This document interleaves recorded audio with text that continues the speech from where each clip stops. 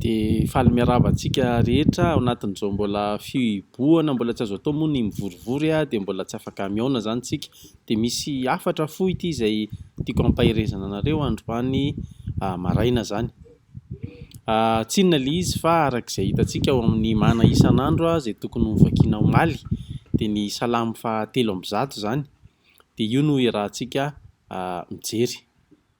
Jerentsika avy hatrany ny karazana plan vetivety andehanantsika ary ohatra hoe ny voalohany zany no jerentsika de ny Toe-pon'i Davida.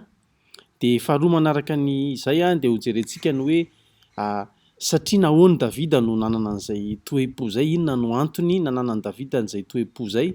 De fahatelo farany ny amin'ny hoe ny fifandraisan'Andriamanitra amin'ny zanany izay ao ambadika zany toe-pon'i Davida zany. Lasa avy hatrany ary tsika de hijery ny toe-pon'i Davida aloha eto zany no jerentsika voalohany ao amin'ity Salamo fa 3:100 ity. Ny andininy voalohany manao hoe misaorany Jehova ary fanahiko ary izay rehetra ato anatiko misaora ny anarany masina. Misaorany Jehova ary fanahiko, zay de efa mety azo atao hoe ampy fanotoizan'i Davida hoe ary izay rehetra ato anatiko misaora ny anarany masina. Tena hoe izao manontolo mihitsy zany no resahan'i Davida ato, ny tenany manontolo mihitsy no te hisaotra an'Andriamanitra ary misaotra an'Andriamanitra. Voalohany de hitantsika zany hoe fantatry Davida le Andriamanitrany ary atokisan'ilay Andriamanitrany ary manao zavatra tsara aminy de isaorany. Misaorany Jehova ary fanahiko, izay rehetra ato anatiko misaora ny anarany masina. Misy conviction ngeza be mihitsy ao anatin'izany fomba fitenin'ny Davida izany.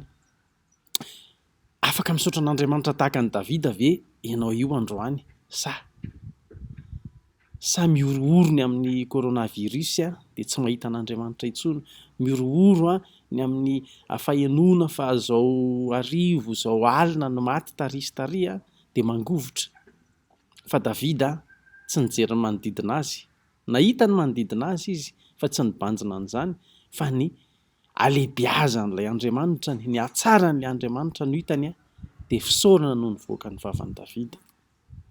Eo anatrehan'izao fitaintainana sy arety mandringana izay mahazo antsika zao rehefa dia tena eo tokoa ny ahitana, ao ny manompo an'Andriamanitra, ao no mametra-panontaniana hoe misy ihany ve ilay Andriamanitra sa tsy misy, ao ny manome tsiny an'Andriamanitra.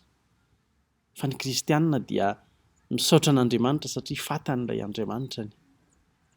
Inona ary zany no ambadika izao toe-tsain'i Davida zao? Inona no mahatonga an'i Davida afaka misaotra? Inona no mahatonga an'i Davida manana an'izao toe-po izay tokony hananantsika izao, tokony efa hananantsika ihany koa moa zany fa mampatsiahy fotsiny ny tenin'Andriamanitra. Jerentsika ary hoe nahoana no afaka misaotra izy. Maninona Davida no afaka misaotra an'Andriamanitra raha jerentsika araka ity Salamo ity.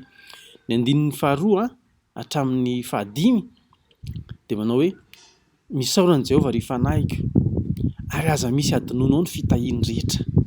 Ajantsika eo aloha.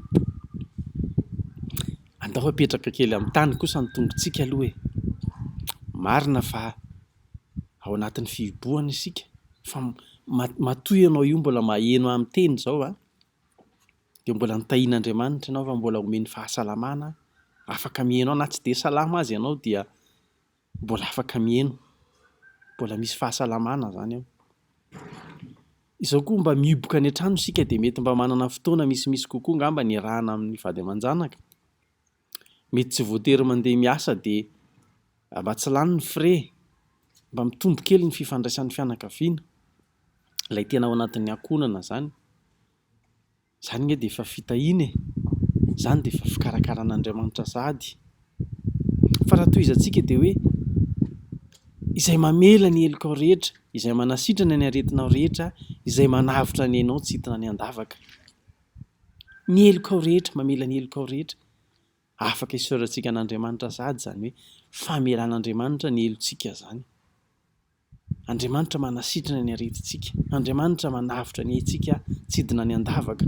Raha tsorina, inona moa ny lavaka, inona moa ny fahafatesana, manoatra noho ny fahaverezana ny amin'ny hafobe. Ary inona moa no aretina lehibe mihoatra noho ny helontsika izay navelan'i Jesosy Kristy teo amin'ny hazo fijaliana. izay antony nahafaty an' Jesosy Kristy, ary ny aretina dia tsy inona fa mpialolalana ny fahafatesana ihany.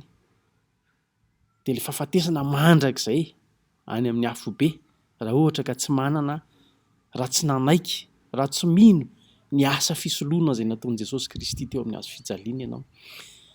Mafonja be ny fisaoran'i Davida satria hitan'ilay fototra, hitan'ilay hoe ny eloka, ny fahotana, ny fisarahana amin'Andriamanitra dia lehibe lavitra noho ny aretina. Ary ny aretina rehetra izany ny tiany lazaina eto dia ao anatin'izany ny fahotantsika rehetra, ny aretintsika rehetra, raha misy ny aretintsika ngeza indrindra dia ny fahotana izany. Satria io no mitarika ho any amin'ny fahafatesana lehibe indrindra dia ny fahafatesana mandrakizay, ny fisarahana amin'Andriamanitra. Toizako izay manavitra ny ianao tsy hiditra an-davaka, izay manarina famindram-po sy fiantrananao Andriamanitra dia mamindra fo amintsika sy miantra antsika. Ary matoa ianao mbola afaka mihaino anahy amin'izao dia mbola anisany mandray betsaka amin'izany famindram-pon'Andriamanitra sy fiantran'Andriamanitra izany ianao, izay mahavoky soa ny vavanao. Mbola manana hoaniny ianao io ankehitriny, mbola misy fitahiana maro izay azonao tantaraina. Ary na dia ao anatin'ny fahasahiranana maro ary ianao fandeha atao hoe dokotera ianao, na mpiasa, na miaramila ianao, na mpitandro ny filaminana izay miasa mafy tokoa amin'izao fotoan'izao, dia mino aho fa mbola mahita zavatra maro isaorana n'Andriamanitra ianao, na dia ny zavatra hita ambonin'ny tany fotsiny aza.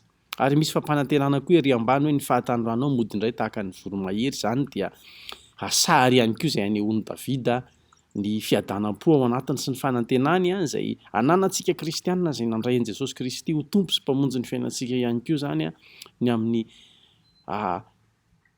fiainana vaovao, ny vatana vaovao izay ho raisintsika rehefa tonga Jesosy Kristy. Ary na eo aza ny aretiny, na fatiny izany coronavirus izany aza isika dia mbola ao ilay vatana vaovao, ilay fanantenana vaovao izay ampanantenain'Andriamanitra antsika rehefa tonga Jesosy Kristy na rehefa maty isika. Izany ny toe-po izay nananan'i Davida mahatonga anazy afaka manao an'izao fisaorana eto amin'ity andininy ity izao. Ny fifandraisan'Andriamanitra amin'ny zanany no anoritako azy, satria ny fifandraisan'i Davida amin'Andriamanitra eto dia sary izay maneho ny fifandraisan'ny kristianina izay mino ny famonjena izay nataon'i Jesosy Kristy teo amin'ny hazo fijaliana amin'Andriamanitra. Ny fifandraisana amin'Andriamanitra izany no sary mipoitra eto. Dia raha amarana sady satria fohifohy ihany izy ity, dia ny andininy fahavalo hatramin'ny fahavalo ambin'ny folo hatrany amin'ny farany ihany no vakiako dia amarana antsika azy. Mamindra fo sy miantra Jehova, mahari-po sady be famindram-po. Mamindra fo izy Andriamanitra teo, mahari-po amintsika izy, be famindram-po, tsy mandahan-teny mandrakariva izy na mitahiry fahatezerana mandrakizay. Tsy mba manao amintsika araka ny fahotantsika izy na mamaly antsika araka ny helontsika.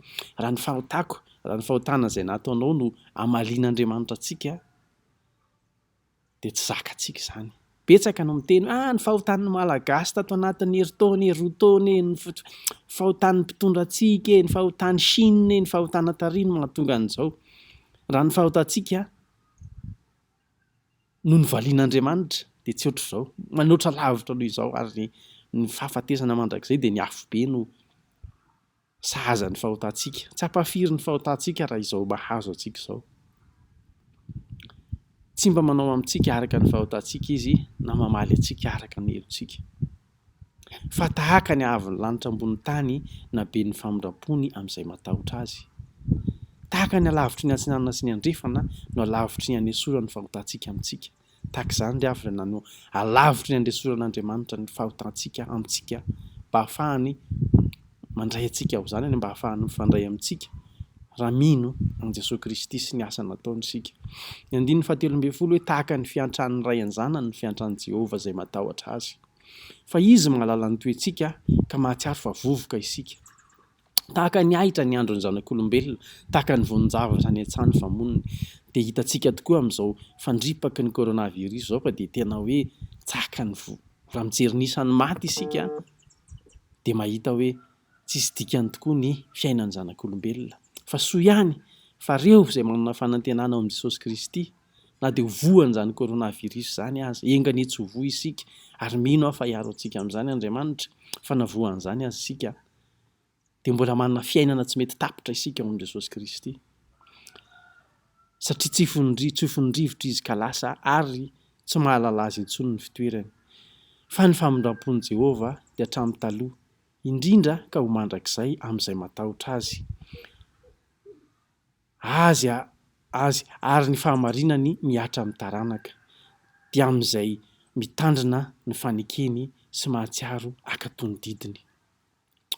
Jehova efa nampitoetra ny fizavendreny any an-danitra ary ny fanjakany manapaka izao tontolo izao. Aoka ho tsaroantsika fa na mandripaka ny coronavirus na inona mitranga amintsika dia tadidio fa Jehova Andriamanitra mbola mitazona an'izao rehetra izao ary izy no manapaka an'izao tontolo izao, mbola mikontrôle ny zava-misy eto ambonin'ny tany amin'izao fotoana izao Andriamanitra na inona mitranga. Ataovy ao an-tsainao zany. Misaoran'i Jehova ianareo anjeliny dia ianareo izay mahery indrindra sady makatony didiny ary mihaino ny feon'ny teniny. Misaoran'i Jehova ny miaramila ny rehetra dia ny mpanompony izay manao ny sitrapony. Misaoran'i Jehova ny asany rehetra, eran'ny fanjakany. Misaoran'i Jehova ary fanahy koa. Amen. Engany ka izany Salamo 7:1 zany dia ampahery antsika ahita ny fahatsaran'Andriamanitra ao anatin'izao fihibohana izao. Dia samy mahery aby samy ho tahin'ny tompontsika rehetra. Amen.